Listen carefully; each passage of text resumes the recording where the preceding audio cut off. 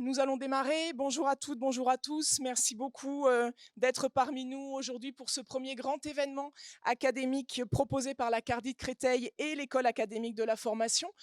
C'est un petit événement académique parce que c'est ce que je disais tout à l'heure. Il est retransmis en direct en visioconférence pour toutes les personnes qui étaient inscrites au parcours de formation sur les pratiques ludiques. Un parcours qui a été ouvert cette année parce que énormément de demandes sur la question.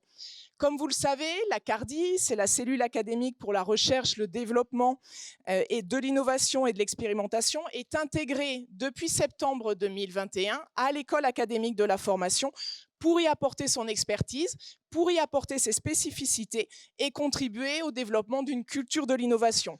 La journée d'aujourd'hui en est une. Alors pourquoi les spécificités de la CARDI au sein de l'École académique de la formation continue?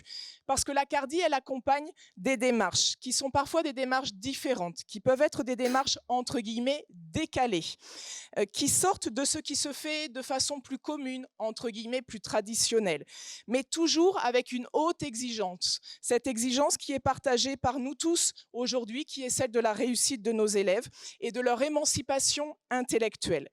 Nous avons donc conçu cette journée d'aujourd'hui comme un temps de découverte et d'apprentissage grâce à deux conférences, deux universitaires qui sont parmi nous ce matin. Monsieur Baptiste Bespatin qui va ouvrir la journée et que nous remercions chaleureusement. Et cette journée va finalement être une forme de bulle, une parenthèse réflexive, une parenthèse pédagogique dans une réalité très dense qui est celle qui est liée à notre métier, qui est liée à votre investissement et votre présence ce matin en atteste, mais un temps aussi de partage et un temps d'interaction en toute humilité parce que finalement la pédagogie, c'est un art bien complexe et bien compliqué qui nécessite d'avancer pas à pas en s'enrichissant de tout ce qui peut être fait par tout le monde, en faisant un pas de côté et en partageant. Donc créer de la pédagogie, c'est tâtonner, c'est essayer, c'est analyser, recommencer, confronter ces représentations à d'autres représentations, s'enrichir grâce à la recherche. Et c'est ce processus que nous partageons à la CARDI, que nous portons avec une conviction forte, qui est celle d'un aller-retour fécond et permanent avec la recherche. C'est pourquoi nous accueillons un universitaire et tout à l'heure, pour clore la matinée, monsieur Grégoire Borst du laboratoire de l'Absidé. Notre intention est donc de faire vivre cette intelligence collective, votre expertise et celle de nos deux universitaires. C'est pour cela aussi que nous allons l'incarner à travers deux grands moments ce matin et cet après-midi, pour les gens qui sont parmi nous au campus Condorcet, une promenade ludique à travers des stands et des ateliers qui vous seront proposés par certains d'entre vous et d'autres intervenants qui vont arriver. Voilà, un immense merci. Je laisse la parole à Jérôme de la CARDI pour compléter cette introduction. Merci Sabine. Bonjour à toutes et à tous, merci d'être venus. Je me présente, je m'appelle Jérôme Maufra. Je suis à mi-temps collaborateur CARDI et j'ai participé avec enthousiasme à la préparation de cette journée sur un sujet qui me tient à cœur et qui sont les pratiques ludiques en classe, comme vous l'aurez compris bien sûr. Et puis par ailleurs, je suis enseignant en histoire-géographie au collège Henri Vallon à Ivry-sur-Seine en éducation prioritaire. Et de ce fait, mon cœur balance comme souvent entre l'envie d'innover et puis la vigilance, entre l'optimisme et le doute, parce qu'en moi, il y a bien sûr le formateur et puis il y a aussi le praticien qui sait que les réalités de la classe sont quelquefois plus compliquées que simplement le fait de vouloir faire quelque chose de neuf, de décalé et de nouveau. Et le passionné que je suis, bien sûr, croit au jeu comme pratique pédagogique, mais le praticien, l'enseignant, lui exprime quelquefois des doutes. Et à la question « le jeu peut-il tout en classe ?» évidemment, je répondrai non. Je ne crois pas en effet au jeu pour le jeu, même s'il peut avoir sa place en fin d'année évidemment. Je ne crois pas nécessairement non plus à toutes les formes de jeu. Je ne le dirai pas forcément de façon brutale ici, mais certains jeux me convainquent moins que d'autres évidemment. Et puis je ne crois surtout pas, je me méfie à outrance justement de la ludification des apprentissages. Certains enseignements sont sérieux, vous le savez comme moi, et on ne peut pas jouer sur tout et tout ne se joue pas. Évidemment, la vie est une question de rythme. Il y a sûrement des moments pour le jeu et des moments, bien sûr, pour des temps, je dirais, plus sérieux ou plus traditionnels. Donc le jeu n'est évidemment pas une solution miracle. Et si le jeu était une solution miracle, nous le saurions depuis longtemps. Et nous ne serions pas ici en train de discuter de cet objet, puisqu'avant tout, c'est un objet de réflexion, hein, évidemment. Et entre l'optimisme et le doute que je peux exprimer ou l'esprit critique dont je peux faire preuve vis-à-vis de ce sujet, eh bien, il y a une ligne de crête. Et si cette journée, pour moi, hein, peut faire passer modestement un message, ce serait celui de se dire que le jeu n'est pas nécessairement une modalité qui nécessiterait des heures de préparation. C'est pas nécessairement une modalité qui serait extrêmement chronophage pour nous qui avons déjà beaucoup de temps à consacrer à d'autres sujets. Ça peut être une façon, quelquefois, un petit jeu de 5 minutes, de fluidifier des passages de la classe. Ça peut être une façon je dirais, de changer notre rapport aux élèves, de simplifier certains apprentissages ou de les mettre dans une autre perspective. C'est un outil qui peut prendre 5 minutes. Un jeu, ça peut être 5 minutes en classe. Ce n'est pas nécessairement quelque chose qui va nous prendre toute l'heure. Donc c'est pour ça et c'est pour cette raison que le jeu doit être questionné. Et de quoi parle-t-on quand on parle de jeu en classe? C'est bien sûr pour cela que nous avons fait appel à des universitaires. Et je vais laisser maintenant Brigitte Darchy-Coquelin en parler bien mieux que moi et présenter ces différentes conférences. Et je vous remercie bien sûr d'être venu. Bonjour à tous, ravie d'être parmi vous. Donc, je me présente à mon tour, Brigitte Darchy-Coquelin. Je travaille donc à la Direction générale de l'enseignement scolaire, au bureau de l'innovation pédagogique, à la sous-direction de l'innovation, de la formation et des ressources. Je suis, en tant que docteur, plus particulièrement chargée, de l'interface, avec la recherche, au travers, notamment, mais pas seulement, d'un dispositif, qui est le dispositif que vous connaissez peut-être, le réseau des lieux d'éducation associés.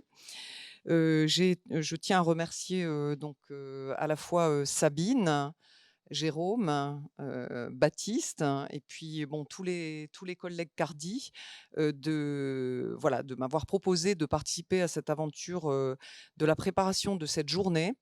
Et donc, quand on m'a demandé, qu'est-ce qu'on pourrait faire, qui soit éclairant au plan scientifique, j'ai dit: «Bah, voilà, on a quelqu'un qui est tout à fait, expert, intéressant et qui pourrait nous proposer un macro-cadrage, hein, nous parler du jeu un peu, peut-être, discutera-t-il cette notion, mais, le jeu comme un fait social total». Voilà. Et donc, j'ai pensé, à Baptiste Bespatin. Et alors, ce matin, en réfléchissant à ce qu'on allait pouvoir, peut-être se dire aujourd'hui, je j'ai pensé, à ce proverbe qui nous vient d'Afrique, qui est un proverbe baoulé: «On ne joue pas en assistant à un jeu». C'est-à-dire, en fait, cette journée, elle se veut une journée, profondément interactive, avec des allers-retours entre la réflexion scientifique et puis, la pratique. Et finalement, je crois que dans sa construction, elle vise, vraiment, cette immersion aussi, dans le jeu. Prendre un peu de recul, par rapport à la manière dont on peut conceptualiser les choses, penser l'histoire du jeu, penser les pratiques aujourd'hui du jeu, penser le rôle du jeu, au niveau, scolaire, périscolaire, mais le pratiquer. Au fond, je crois que c'est tout ce qui inspire cette journée. Donc merci pour ces interventions et échanges qui s'annoncent, très stimulants. Innover pour le jeu, innover, c'est jouer, et jouer, c'est innover. J'ai envie de dire que si nous parvenons à cette, conviction et cette mise en œuvre, à la fin de cette journée et dans le quotidien, pédagogique, des jours, ce sera assez, réussi. Alors je voudrais vous présenter, Baptiste, Bespatin, que je remercie encore, de venir, nous accompagner tout au long de cette journée. Donc Baptiste est docteur en sciences de l'éducation, associé au laboratoire Experis à l'université de Paris 13. Sa thèse, était le prolongement d'un master 2 à finalité recherche en sciences du jeu. Et déjà Baptiste s'intéressait au jeu des enfants et aussi au rôle des animatrices et des animateurs au sein des accueils collectifs de mineurs. Alors ces travaux portent donc sur le jeu, ses usages, ses formes, et plus largement le loisir des enfants et des jeunes, en relation aussi avec les acteurs, qui les encadrent, hein, et avec ce travail dont je parlais à l'instant, des animatrices et des animateurs. Il s'agit donc d'interroger les pratiques de loisirs, les formes d'éducation et d'apprentissage, dans des situations qui sont peu ou pas formalisés. Ces objets de recherche se sont étendus, à la suite de sa thèse à des pratiques proches telles que le playwork, au Royaume-Uni, dont il vous parlera, mieux que moi. Par ailleurs, il est membre du réseau thématique, sociologie de l'enfance au sein de l'Association internationale des sociologues de langue française et de l'Association des enseignants et chercheurs en sciences de l'éducation. Alors, quelques publications, que je vous recommande vivement et qui sont tout à fait, passionnantes et très éclairantes pour, ce qui nous occupe aujourd'hui. Un dossier jeux et animation des évidences en question dans sciences du jeu, des articles dans des revues à comité de lecture, un article dans Sciences du jeu, animé et joué, rencontres et confusions. Et je crois que Baptiste va nous parler justement aujourd'hui des confusions, des clarifications nécessaires. En 2018, donc ça c'était en 2019, en 2018, loisirs et éducation, la formalisation éducative des jeux dans un accueil périscolaire à la Revue française de pédagogie. Et puis, en 2017, une publication internationale dans Journal of Playwork Practice, Losing the Monopoly, a French Experience of Playwork Practice. Voilà, avec Brougère et Roucous. Merci à tous et très belle journée.